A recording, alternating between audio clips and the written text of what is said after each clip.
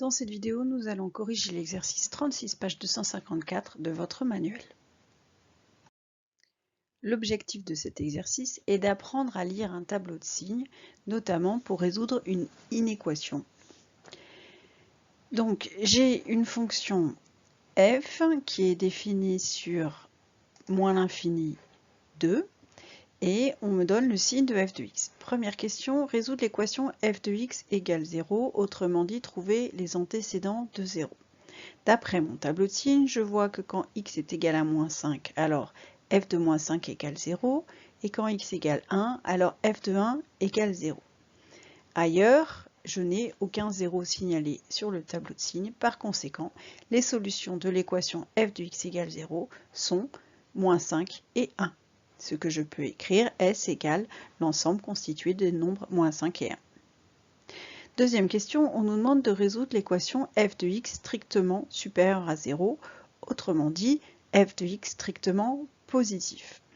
Positif dans un tableau de signes, ça se lit avec un plus. Et donc, je remarque que quand je suis dans cette zone-là, entre moins 5 et 1, alors j'ai f de x qui est positif.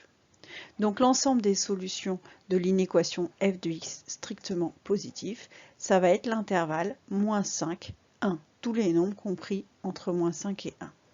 Mais parce que ici j'ai une égalité stricte, je n'accepte pas les valeurs qui annulent, c'est-à-dire les valeurs telles que f de x égale 0, donc mon intervalle va être ouvert en moins 5 et ouvert en 1. Troisième question. Résoudre l'inéquation f de x inférieur ou égal à 0.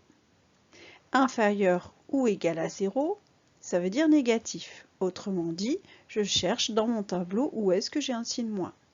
J'en ai ici, entre 1 et 2, et j'en ai là, entre moins l'infini et moins 5. Donc si x est dans l'intervalle moins l'infini moins 5 ou dans l'intervalle 1, 2, alors f de x est inférieur ou égal à 0.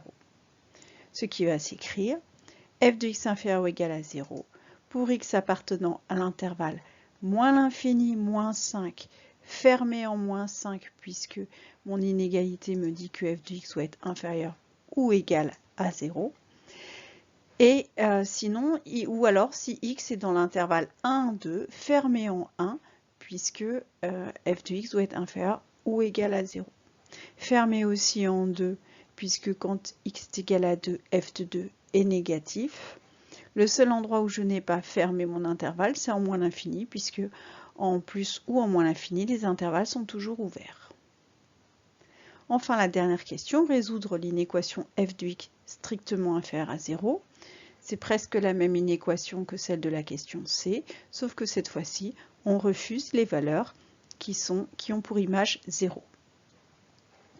Donc, la solution, ça va être idem, l'intervalle moins l'infini moins 5, mais comme f de moins 5 égale 0, on va exclure la valeur moins 5, donc on va ouvrir l'intervalle en moins 5.